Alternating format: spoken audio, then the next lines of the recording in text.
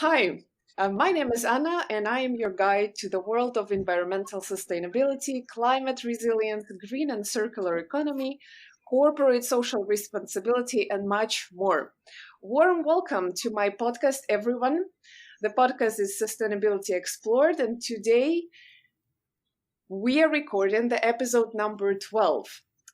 Today we're having a very special guest, one of the first listeners and active supporters of this podcast, Lincoln Bleveans, global, progressive, pragmatic energy and sustainability executive, thought leader and communicator, writer and speaker.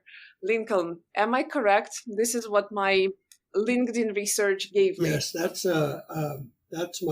my summary.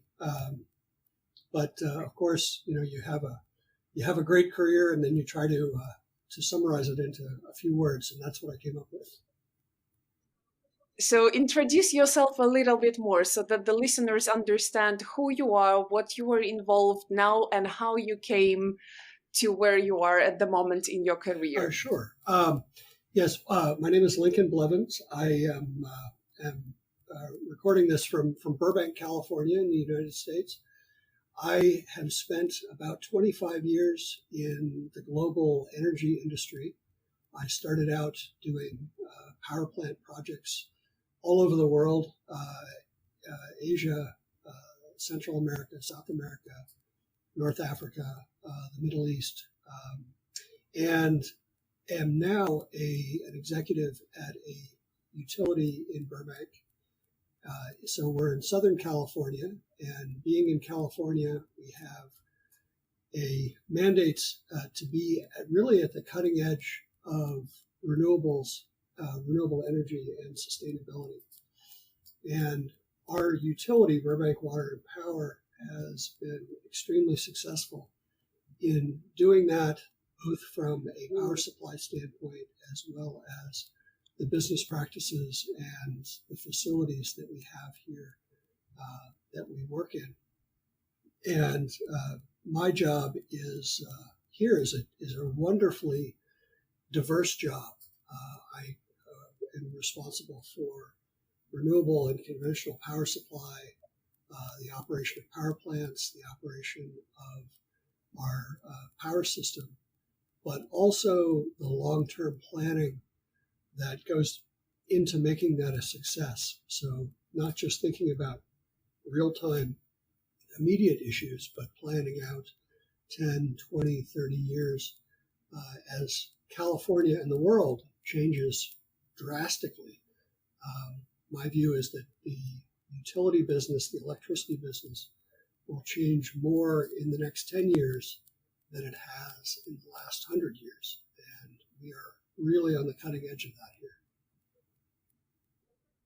What kind of changes are you expecting in terms of energy sector in California? Well, it's a very interesting circumstance where both the supply side and the demand side are changing at the same time. On the supply side, we're seeing a move into renewables, particularly solar energy, that is much larger and much quicker, I think, than a lot of people expected.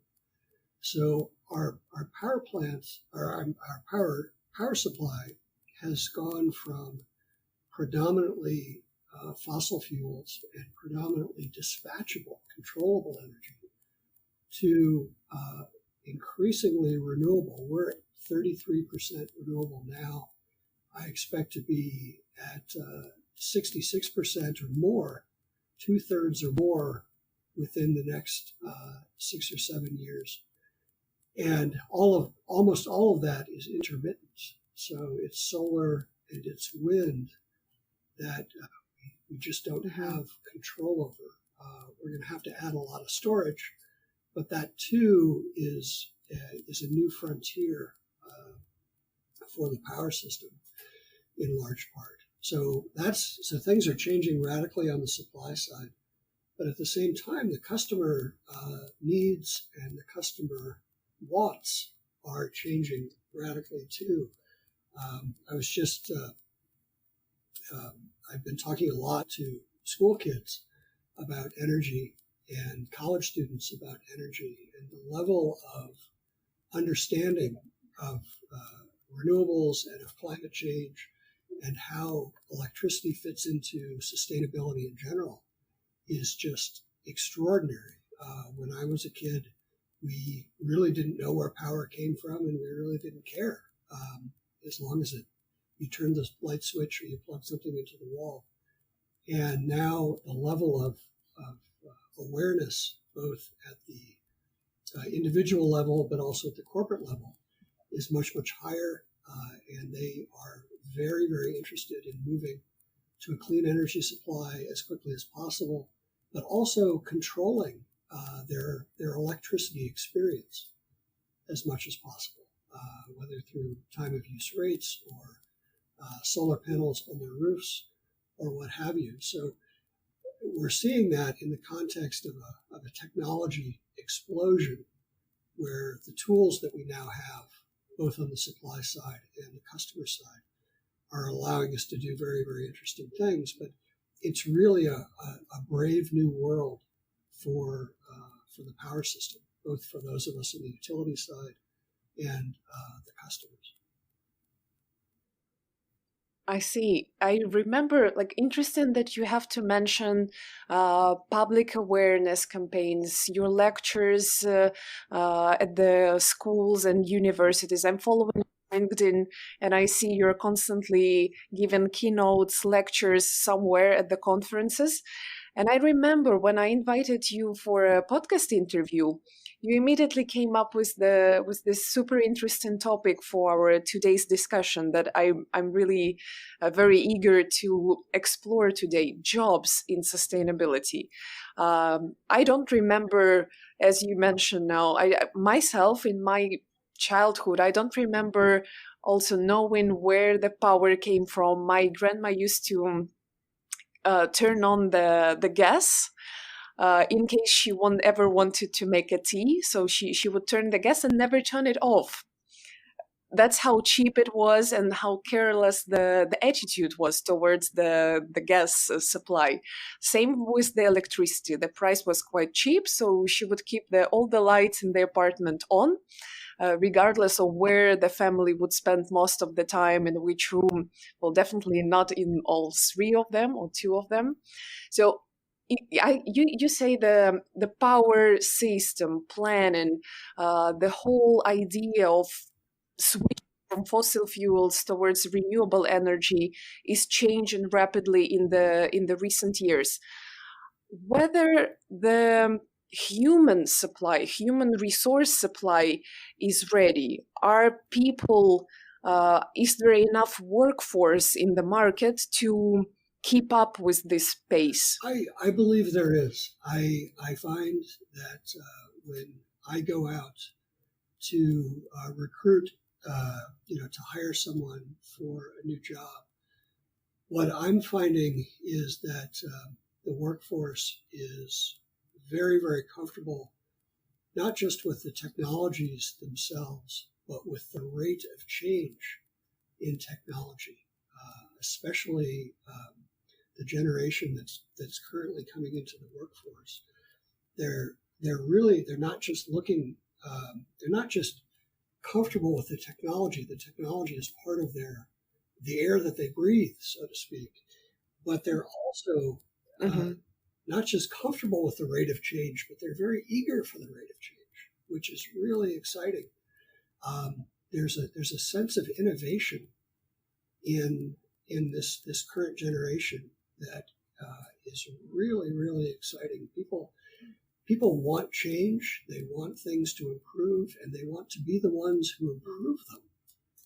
And that, to me, that mindset is what gets us, that desire to personally improve things is the mindset that will get us through this transition well, I call it the age of climate change, but it's going to require massive transitions in everything we do. And I'm very optimistic that this it's not going to be my generation. I'm 52 years old. We're going to be helping it along, but the real engine, the real driver the change will be the generation that's coming into the workforce now. All right. The job like sustainability officer, uh, since when you can remember it started existing in the market? In the case of Ukraine, not it's not you know, to my memory. On my memory, it started. I started seeing it on the what is it called, job postings, not more than 5-7 years ago, where I am. How about California? When did people actually switch their mindset towards sustainability rather than, I don't even know how to frame this question, rather than, old way of doing things, including environmental, social, governance issues in the companies, strategies, companies planning plans, management plans, and so on. When did it happen in California? Well, it's I think California has we pride ourselves on being on the front end of these things, on the cutting edge. But True. it really, in my experience, it really didn't happen substantively until very recently. I was living in New York when the big Hurricane Sandy, came through, and that was this was in fall of 2012. That was a real wake up call. There were huge floods in Houston, Texas. That was I think a huge wake up call. But I really haven't seen it in substantively until very recently. I think it's been talked about for, as you said, probably 5 to 7 years. I think the biggest challenge there, though, is that companies often created chief sustainability officer or similar roles, but they didn't really have any power. They didn't have an ability to change things in a substantive way. In other words, they were there, and they had this great title, but they didn't have the ability, the authority to really change things in the company that they were working for. I think that thankfully is correcting itself now. I think companies, especially the more progressive companies, are not just hiring chief sustainability officers, but really, really doing it, giving those individuals and those teams the power to make changes. And that, to me, that's very exciting. But I think we went from the appearance of sustainability effort, and I think now we're really moving into the era of truly making a difference. So would it be correct to say that it did not really exist and didn't have a real power, such positions in sustainability market, until your region, specifically California, started to face fires and see the evidence of climate change? Certainly that's been I'm trying to think of the right analogy. It's been almost a turbocharger or a supercharger on that effort.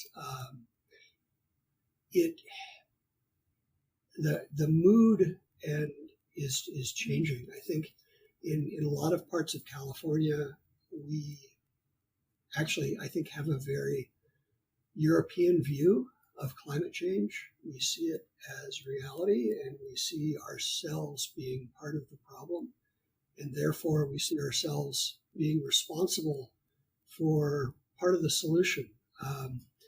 That sense of acknowledgement and that sense of responsibility has been slower to take hold in other parts of the U.S. I think there's certainly a big political divide in the U.S. over the issue,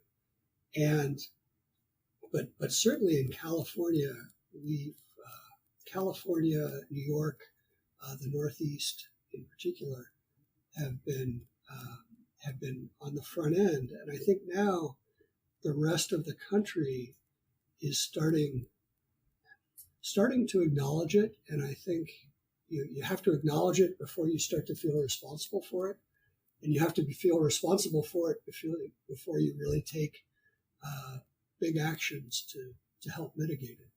So that's happening, but I just wish it were happening faster. Mm-hmm. Yeah, I heard recently an interesting saying: nature will adapt itself to the climate change. The question is whether humanity will still be there.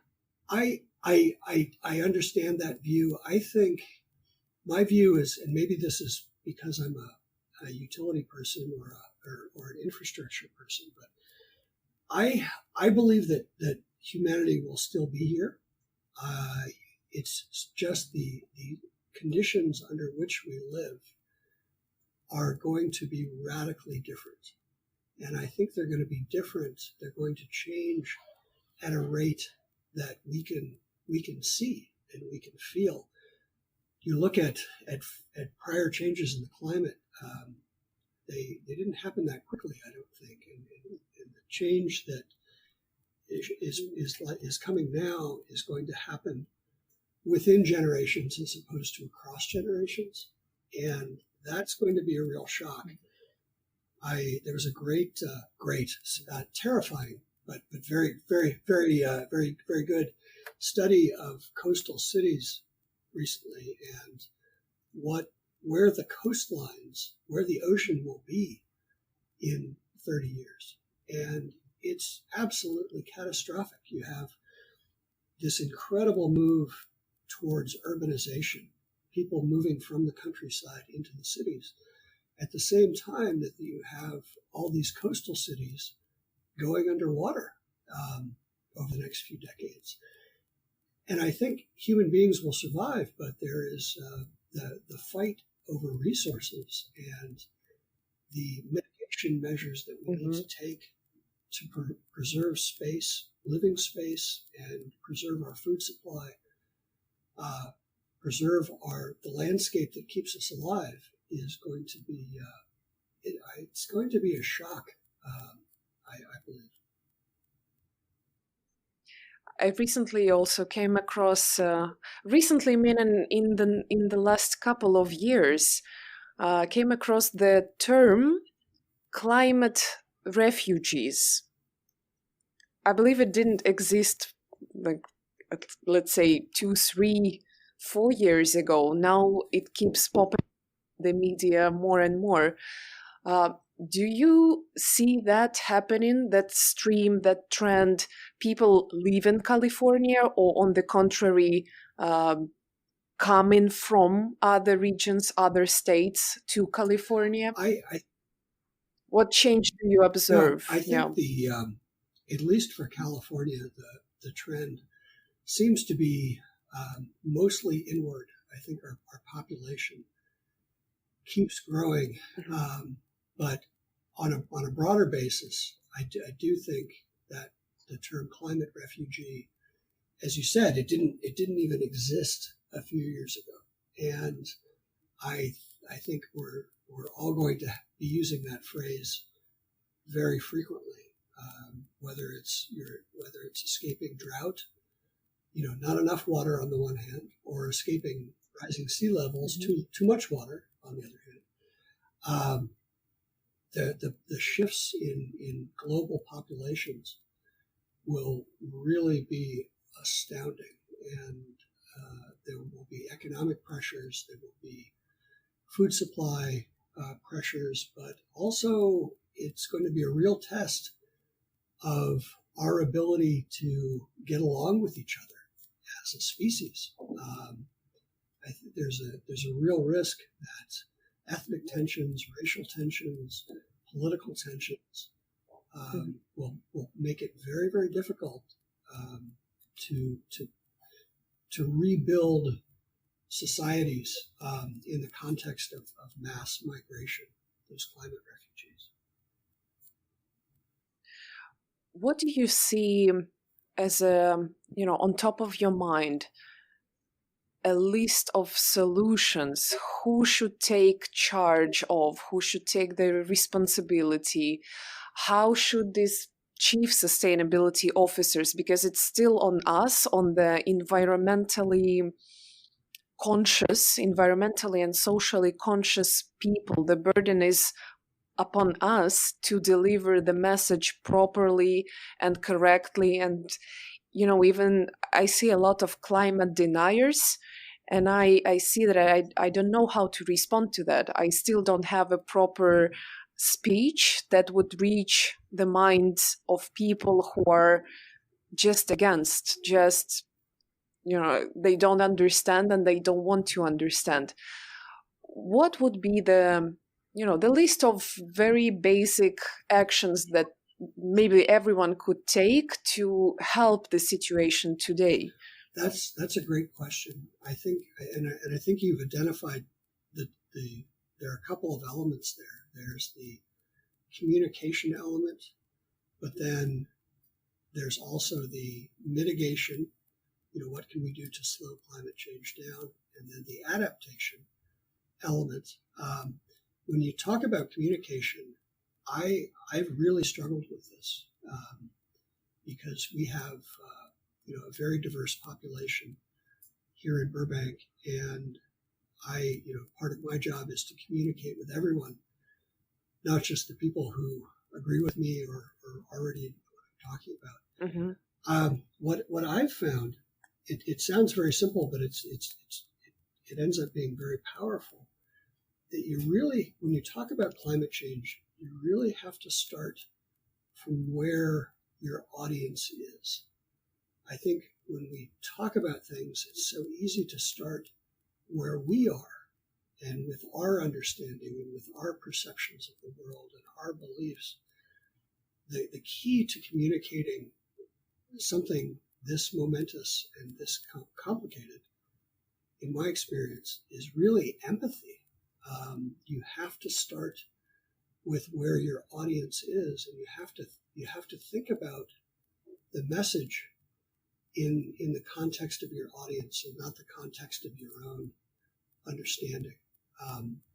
And what you end up with there is it may be impossible at the beginning to talk about greenhouse gases and talk about climate change itself. So perhaps you need to start with air pollution as a first step,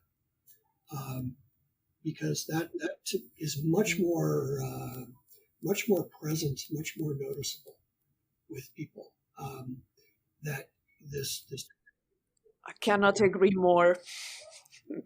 And so I think you have to start where people are, start with empathy, and work from there. But then the chief sustainability officer is really focused on, I think, two things. One is mitigation. In other words, what can we do as an organization to mitigate climate change, whether it's our power supply or our supply chain or the way we operate our factories or our buildings or what have you, how we travel, when we travel, all of those things. So those are the mitigation steps, but I think it's equally important to look at adaptation. And those are the steps that we need to take to, whether it's infrastructure or what have you, to mitigate the effects of climate change on not just our own operations as a company, but also on our customers, because we need them to. It's no good if the company thrives and the customer doesn't. You have to have a thriving company and a thriving customer, and so working on those mitigation measures is crucial as well. I see. So mostly communication and live in your own bubble, taking the side, hearing the other side of the conversation and doing the most to empathetically deliver the message. You mentioned air pollution. I noticed it even myself, and recently have installed the application on my phone that tracks air quality index every hour and sends me the notification whether from the nearest monitoring point. And I should say, wow, that's where the digital world brought us. You see, we now, who could have thought that I would be tracking air quality next to where I spend my days? Another question I have, I get to work with students and trainees a lot.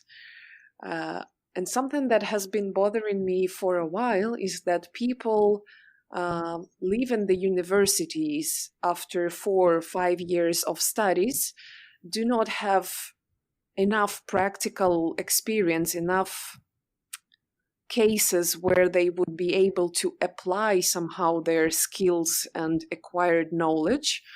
And they leave their universities with degrees, debts, and despair that they are not needed in the world, in the market, in the workforce market, because they don't know anything. Is it worse today in the modern world to learn about sustainability, or are you more on the side of learning by doing concepts? I am really more of, well, I think it's both, really.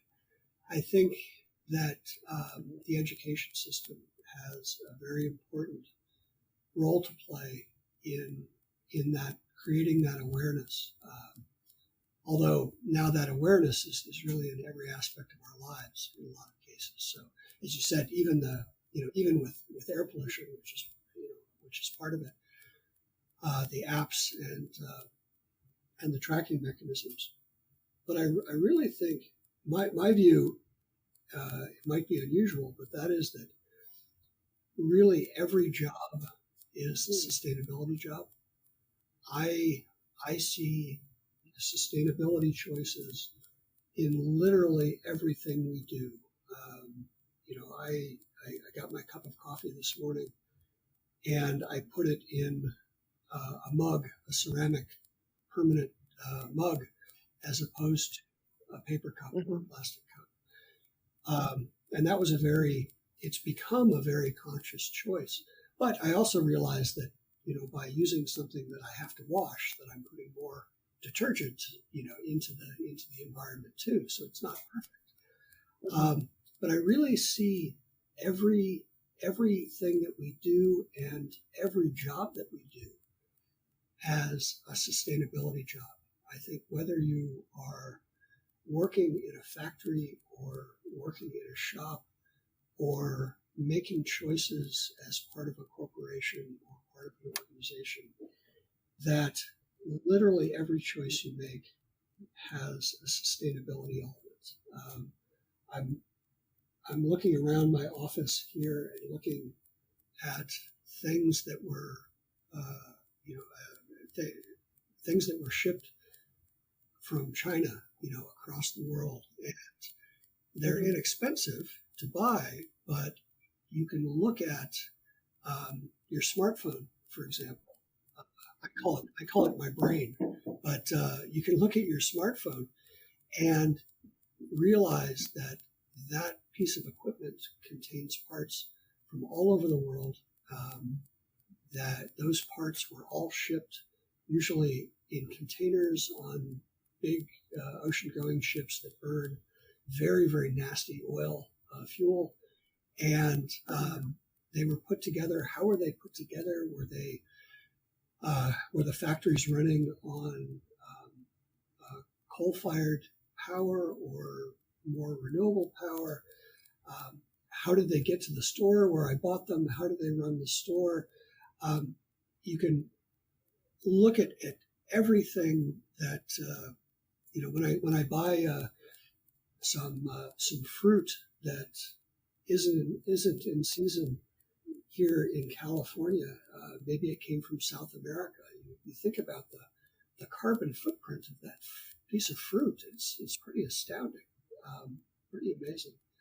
So I think every job has that, and I think every job that we do, you can think about and impact from a sustainability perspective. I really believe that using less paper in a printer, trying to print things. Mm-hmm. Literally every choice that we make, everything that we do or we don't do, has a sustainability aspect. If you really think about it, so I'm very much in favor of whether your job says sustainability in it or not. Every job is a sustainability job. One advice you would give to those who want to enter sustainability job market, who want to have sustainability impact in the corporation, where to go, what to look for, how to present yourself? Mostly asking this question for the students and trainees that I have. Yeah, I think there are two ways. I can suggest two ways to go about that. One is to become very, very good at sustainability itself, and that's politics, that is economics, that is a whole lot of science, sociology, psychology. There are a lot of sustainability has so many different elements to it. But I think you can, if you wanted to, you could create that sort of focus where you become a sustainability expert on a standalone basis. Mm-hmm. I think the bigger impact, though, at least for now, is not to become a sustainability expert so much as to become expert in something where you can have a sustainability impact. And I'll use ocean shipping as an example again. That's an industry that is really the heartbeat of the global economy. We couldn't live without it, and yet it is so incredibly polluting. Airplane travel is the same way, and the industries are really struggling for solutions to mitigate that and to change that. And the people who create those solutions, the people who really change the world for those industries, won't be sustainability experts per se. They will be experts in engines and propulsion. They'll be experts in the logistics that go into that business. They'll be experts in perhaps localizing supply chains, so you don't have to touch the boat or the airplane in the first place. And I think that's actually where the bigger impact is right now. I think becoming expert in a field where sustainability is needed, that's the only way you're going to make that field more sustainable, because you've got to become expert in it before you can change it. The musicians will say you have to know the rules before you can break the rules. So I think that's where the big impact is now. I don't know if that